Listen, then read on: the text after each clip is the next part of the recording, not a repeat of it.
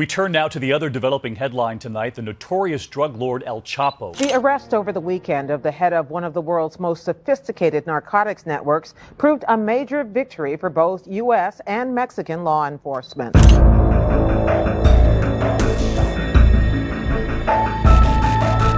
Queremos es que lo atiendan y que pues apliquen los derechos humanos con él. That was El Chapo's wife, begging the U.S. government to give her husband better treatment than what he gets in ADX Florence. Why? The Supermax Prison is the worst place to be on Earth, and anyone would beg to go to hell rather than stay here. This is why El Chapo's Supermax Prison is worse than death.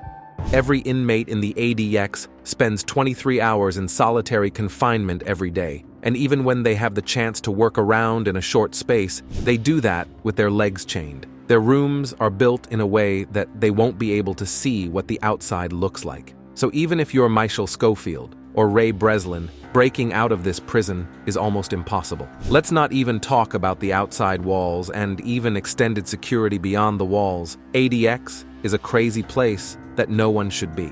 As we take a trip through the walls of this prison, you'll realize why the ADX is said to be worse than death, and you'll ask, how did El Chapo end up in this prison? You see, El Chapo is a famous drug lord who committed more crimes than you can see on the surface. But that was not even the reason he was sent to the ADX. He's had a crazy journey from his first arrest to the last, leading him to the worst prison in the world. His journey started from his birth in the rural Mexican town of Badiraguato in the state of Sinaloa. Born on Christmas Day or maybe April 4, 1957, depending on the source telling his story. El Chapo was named Joaquin Guzman. He was unfortunately born into a poor family and on top of that, raised by an abusive father who was deeply in the drug trade. Guzman, however, didn't stay long at home. He had been kicked out of the family home by his teenage years and forced to make his way in life. With few employment opportunities in his hometown, Guzman turned to his father's business selling drugs, and by the age of 15, he had cultivated his marijuana plantation. It was at this time Guzman earned the nickname we all call him today,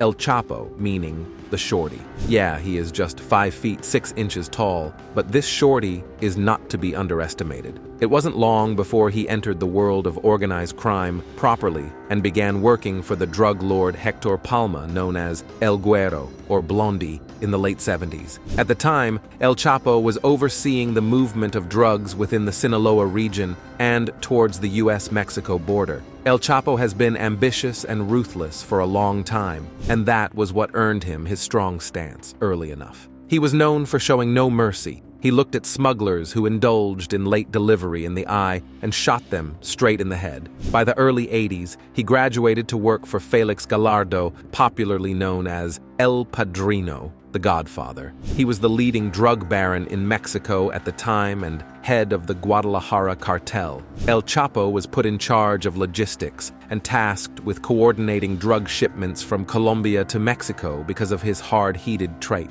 But Gallardo's reign soon came to an end. He was arrested in 1989 for the murder of a DA agent. His arrest shook the fold, and there was a division leading to El Chapo and a few others to form the Sinaloa cartel. At the time, El Chapo was already on the radar of the U.S. authorities as he was considered one of Mexico's most powerful drug traffickers. Over the coming years, El Chapo took advantage of crackdowns on Colombian cartels to grow his market share. Soon, his empire was shifting multi-ton cocaine shipments from Colombia up to the United States via multiple transportation channels. Part of his success was his creativity in these transportation areas. Examples included the smuggling of cocaine powder inside fire extinguishers and cans labeled chili peppers. His cartel was also involved in the production and distribution of methamphetamine, heroin, ecstasy, and marijuana. It wasn't long before the Sinaloa cartel had operations on 5 continents and nearly 50 countries, making it the most powerful drug trafficking organization in the world. But as he grew, his downfall drew nigh. It wasn't that easy to capture him, but one thing leads to another. In El Chapo's case, these are the events that led to El Chapo's arrest. One of the Sinaloans' arch rivals at the time was the Arellano Felix organization, based in Tijuana, which is another known crucial geographic smuggling location. The two groups played a violent game of eye for an eye in the early 90s until a particularly fateful incident occurred in the parking lot of Guadalajara's Miguel Hidalgo y Costilla Airport on May 24, 1993. Several people were left dead, including a Catholic bishop. This shootout was what thrust both cartels and their leaders into the headlines in Mexico and beyond. What transpired that day is still debated, but the official story says gunmen, some of whom were recruited from a subset of San Diego's Logan Heights street gang, were hired by the Arellano Felix organization and given the task of killing El Chapo. They knew El Chapo would be at the airport on that day, so they waited patiently for him. And as soon as they spotted a vehicle they believed was El Chapo's, a white Grand Marquis, they opened fire. But inside the car was Cardinal Juan Jesus Posadas Ocampo, dressed in full clerical garb, and a driver. Ocampo was riddled by 14 bullets at close range, while his driver was hit 11 times. El Chapo and his entourage were also nearby in their car when one of the bodyguards saw the gunman. Chapo fled the scene, fearing for his dear life, and remained unscathed. But before the hit squad made its quick exit, 7 people were left dead. That was all of the known facts about this incident, until an official from Guadalajara's Office of Attorney General stated that 20 gunmen were involved. 2 suspects were captured. A total of 26 rounds hit Ocampo's vehicle, and another 20 rounds hit a nearby vehicle. The Catholic Church wasn't exactly buying the official version at face value, and controversy still surrounds the murder. But again, authorities maintained the death was a result of mistaken identity, and the violence was driven by the rivalry between the Tijuana-based Arellano Felix family and the Sinaloan faction led by El Chapo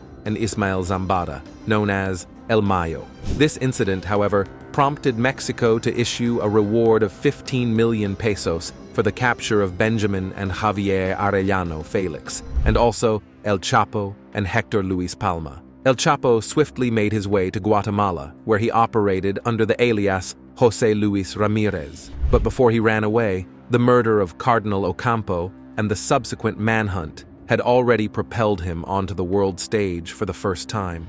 At the same time, law enforcement agencies from the US, Mexico, and Central America had been piecing together the puzzle of his role and control of major drug shipments. An example is when El Chapo was secretly photographed by El Salvadoran agents at a bar in San Salvador in April. They worked tirelessly to gather evidence against him and made a plan to capture him. But before they could, Guatemala got to him first. On June 9, 1993, El Chapo, his alleged lover Maria del Rocio del Villar Becerra, and 4 other companions were detained near the Mexican border. Immediately, El Chapo was handed over to Mexican authorities and taken to Almoloya Prison, known as Altiplano, about 50 miles east of Mexico City, where the prisoners were showcased to the news media. During interrogation, El Chapo admitted to being at the airport when the gunfire broke out and claimed to have seen one or more of the Arellano Felix members at the scene. He also told investigators that he escaped from the shooting in a taxi, and a few days thereafter drove himself to the Mexican region bordering Guatemala. On June 10, 1993, Chapo, adorned in prison fatigues, stood in a drizzling rain as reporters called out questions. His responses were all brief, denying ever using weapons and insisting he farmed corn and beans. Later in the month, authorities in El Salvador busted a large cocaine shipment and arrested several of El Chapo's associates, further connecting the dots of his empire. That was a big break in El Chapo's case, and this progress was celebrated throughout the police force, like it's the end of the world's trouble. But little did they know that they had just captured the Houdini of criminals. On November 1995, El Chapo was transferred to Puente Grande Prison, and it would surprise you to know that he was living really large in jail. It was a crazy type of life that was a little different from the life he lived on the outside. According to Mexican journalist Anabel Hernandez, in her book Emma and the Other Narco Woman, El Chapo and Hector Luis Palma Salazar engaged in sexual exploits with prostitutes from outside. Even when they could no longer get women from outside, they paid nurses, cleaners, and cooks who worked in the penal system. They also dined on expensive takeout meals and received shipments of Viagra. As you must have guessed, Chapo's hedonistic prison lifestyle was enabled by bribes and funded by regular shipments of cash from his cousin, another formidable drug lord, Arturo Beltran Leyva. But the party was about to end. In 2001, El Chapo started to plan how to escape the holes of jail, and his plans were prompted by one word: extradition. Once he learned an agreement between Mexico and the United States was imminent, his plot went into action. On January 19, 2001, he either rolled out or walked out of Puente Grande prison and remained on the run for more than a decade. The dramatic moment in a Brooklyn courtroom today, Mexican drug king Joaquin El Chapo Guzman. At the time, El Chapo was not yet a cultural phenomenon. It all began in 2009 when he was listed by Forbes. According to the March 2009 issue of Forbes, it listed El Chapo number 701 at $1 billion on the richest people list. He was again featured in November at number 41 on the list of world's most powerful people. Is home to one of the most notorious and bloodthirsty narco criminals of all time. The magazine was criticized both domestically and abroad for including El Chapo, but it certainly wasn't the first time the publication had named a kingpin on one of its lists. At a particular time, it also listed Pablo Escobar. That was how El Chapo's feature on the list became a well-known slang in Mexico. You must have seen people posting the number 701 on social media, and you got all confused. Don't be. They're only shouting out Chapo by his Forbes ranking. But after 10 years, El Chapo was recaptured in 2014 and housed in the first prison he spent time in, Altiplano. Again, he wasted no time in plotting an escape. A massive feat of engineering created the tunnel of all tunnels. It led directly from the floor of the shower of his prison cell below ground to a house under construction near the prison. On the evening of July 11, 2015, El Chapo escaped from the Federal Social Readaptation Center, number 1, by going through a 1.5-kilometer tunnel found in the shower area in his cell. He was free for 6 months and ultimately came face to face again with his biggest fear: extradition. El Chapo was extradited to the United States in 2017, and he was convicted in federal court in New York in 2019. He was then given a life sentence plus 30 years. But El Chapo's track record of escaping prison made the authorities step up their game. He was sent to the ADX Florence. The Supermax is life after death. It's long-term. In my opinion, it's far much worse than death. Those are the words of current C1 columnist Robert Hood, who served as ADX warden from 2002 to 2005. Admax Florence, United States Penitentiary, also known as ADX Florence. Florence Admax, Supermax, or the Alcatraz of the Rockies, is an administrative maximum security penitentiary located in Fremont County near Florence, Colorado. It is operated by the Federal Bureau of Prisons, a division of the U.S. Department of Justice. It was opened in 1994 and categorized as a Supermax, or control unit prison, which provides a higher, more controlled level of custody than a maximum security prison.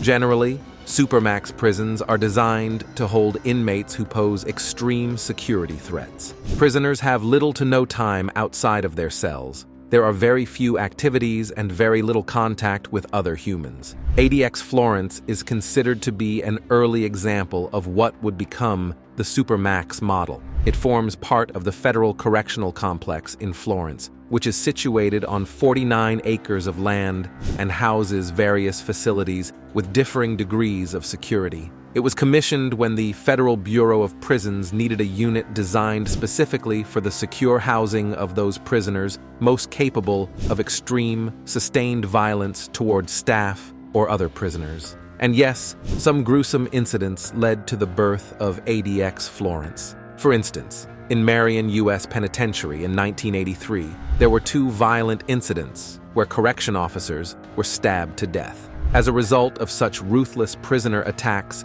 came the necessity for higher-level security prisons, and soon, It became home to the most dangerous and notable criminals in the United States. The prison holds criminal leaders of a variety of violent gangs, along with domestic and international terrorists from major organizations like Al-Qaeda. And it's all because it's impossible to break out of this prison. Now, it's time to take a journey through the walls of the craziest prison in the world. And we will start by looking at the prison cells. The majority of the facility is above ground, except for a subterranean corridor that links cell blocks to the lobby. Each Supermax prison cell has a desk, stool, and bed, which are almost entirely made out of poured concrete. There is also a toilet that shuts off if blocked, a shower that runs on a timer to prevent flooding, and a sink lacking a potentially dangerous tap. Rooms may also be fitted with polished steel mirrors bolted to the wall, an electric light that can be shut off only remotely, a radio, and a television that shows recreational, educational, and religious shows. What's life like on the outside? None of the inmates can know, as 4x4 windows are designed to prevent inmates from knowing their specific location within the complex. They can see only the sky and roof through these tiny window slits, so it is virtually impossible to plan an escape. Unlike other prisons that allow for an open exercise area, the Supermax inmates exercise in a concrete pit that looks like an empty swimming pool. It is also designed to prevent them from knowing their location in the facility. The pit is only large enough for a prisoner to walk 10 steps in a straight line or 31 steps in a circle. And if you think there's a mess hall like several prisons, you're wrong.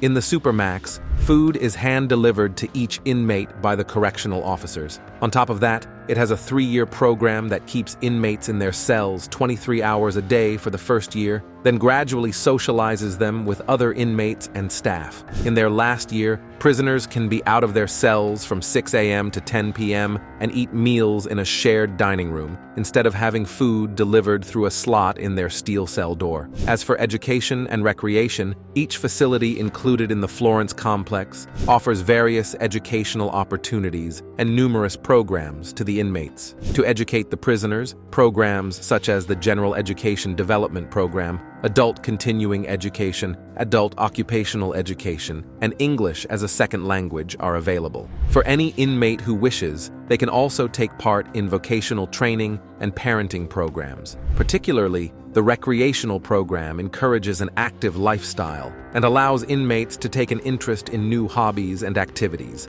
It lines up activities such as team sports, wellness instruction, and crafting for the inmates. Although these programs are available, prisoners are still under 23-hour lockup in their cells and have only 5 hours of recreation time each week. Even if anyone has the thought of breaking out with the above-mentioned features, no gay, the ADX Florence prison as a whole contains a multitude of motion detectors, cameras, and 1,400 remote-controlled steel doors. Officers in the prison's control center monitor inmates 24 hours a day and can activate a panic button, which closes every door in the facility should an escape attempt happen. Although there are hardened criminals in this prison, inmates are housed and categorized at 6 different security levels, which are General Population Units, Special Housing Unit, Special Security Unit, Control Unit, Intermediate or Transitional Units, and Range 13. These security levels are not just about names, they have special purposes or missions for the inmates that occupy them.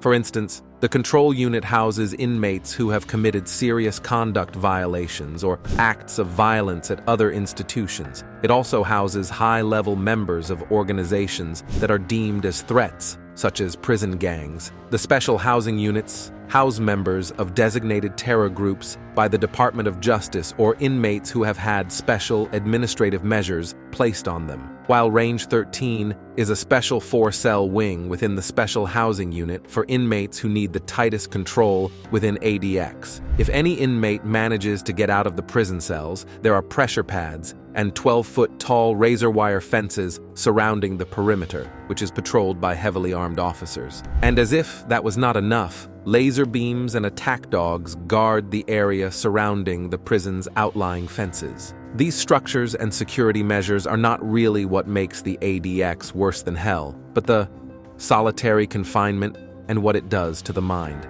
According to doctors, solitary confinement and sensory deprivation have immediate and lasting effects on the brains and bodies of prisoners, as evidenced by the experiences of American prisoners of war in Vietnam. These inmates only have regular contact with other humans briefly when they are brought meals and escorted to the yard. A 2014 report by Amnesty International found that ADX prisoners routinely go days with only a few words spoken to them. The effects of long-term solitary confinement range from depression and anxiety to full-on hallucinations and psychotic breaks. According to the New York Times, there's a disturbing story of an ADX inmate named Jack Powers, jailed for robbery and sent to ADE after escaping from another prison. The isolation sent Powers spiraling into insanity. He cut off his earlobes, chewed through a finger, and smashed his head open to inject his brain with bacteria-laden fluid.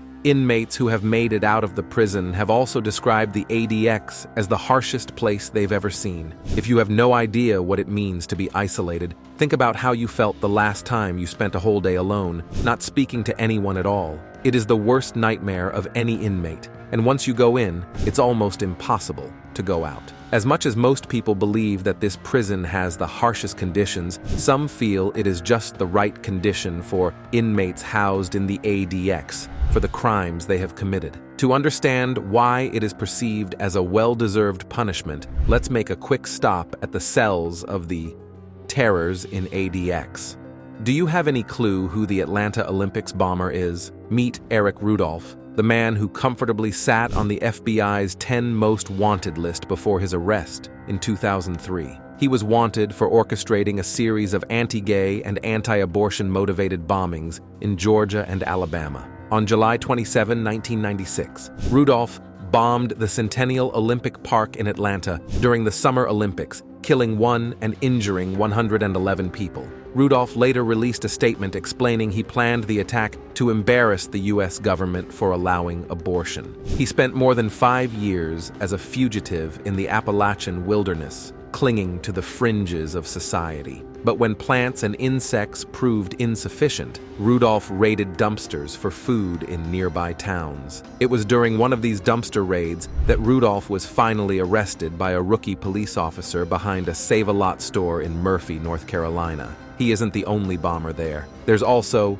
Terry Nichols, the Oklahoma City bomber. On April 19, 1995, a bomb killed 168 people in Oklahoma City's Alfred P. Murrah Federal Building. That bomb was planted in a nearby truck by Terry Nichols and Timothy McVeigh. Nichols met McVeigh while serving in the military, and the two, who shared a hatred of the government and of black people, became fast friends. Nichols became increasingly radical in his anti-government views, and he attempted to renounce his U.S. citizenship twice in 1992.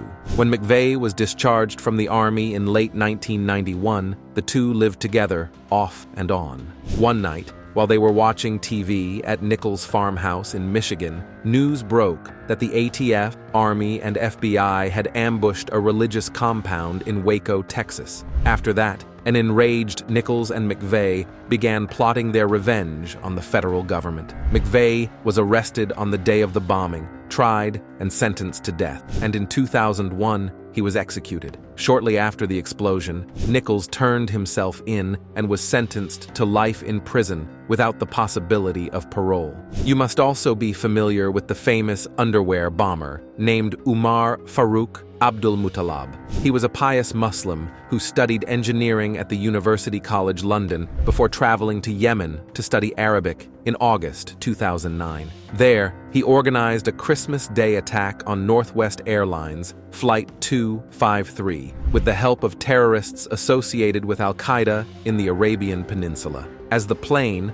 en route from Amsterdam, approached its final destination of Detroit on December 25, 2009, then 23-year-old Abdul Muttalib went to the bathroom and planted a homemade explosive device in his underwear. The bomb malfunctioned, sparking nothing more than a small fire and leaving Abdul Muttalib with first and second-degree burns on his legs. He was immediately arrested, and they got his confession shortly after. He's currently serving a life sentence at ADX, without the possibility of parole. This list will be incomplete without talking about the conspirator of the 9/11 attacks. Zacarias Moussoui, known as the 20th hijacker, pleaded guilty in federal court to conspiring to kill citizens of the U.S. as part of the September 11 attacks. For his involvement, he was also given a life sentence at ADX without the possibility of parole. Finally, let's talk about the Unabomber named Ted Kaczynski. His case is a bit different and surprising because he has a promising start.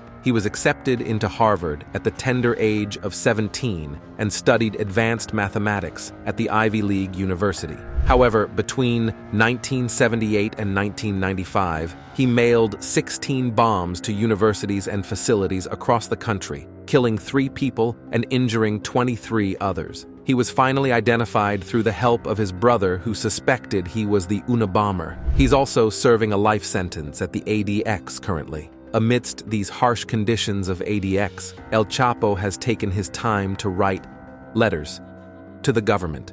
El Chapo himself hand-addressed the envelope and affixed a pair of American Purple Heart stamps to ensure delivery from the Supermax Prison in Colorado to a federal court in New York. By himself, in solitary confinement, it's no doubt that he has a lot of time to write letters, including a recent one to Brian Cogan, University of Illinois, graduate and senior judge now in the Eastern District of New York.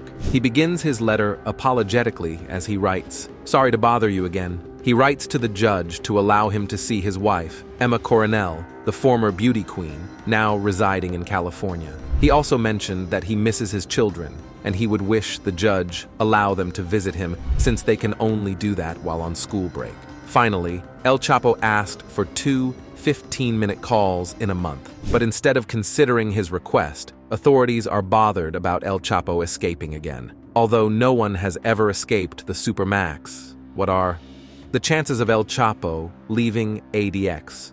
What the human rights activists believe is that the conditions are too harsh for any human. Why many argue that criminals deserve this type of punishment, we can't rule out the fact that they are also humans, and whatever affects humans generally should affect them as well. But if we try to go back into history and the reason this prison was built, we'd realize that it wasn't built for every criminal, but hardened criminals like El Chapo. Out of the 300+ inmates in the prison, some have been removed to a lesser prison for their good conduct. In El Chapo's case, if he maintains good conduct in prison, his lawyers can appeal and hopefully it gets answered. But it's really difficult because of El Chapo's track record of escapes and bad conduct in previous prisons. Maybe it's time for El Chapo to say goodbye to his freedom and continue to live his life quietly in this hell called the ADX. Thank you for watching. See you in the next video.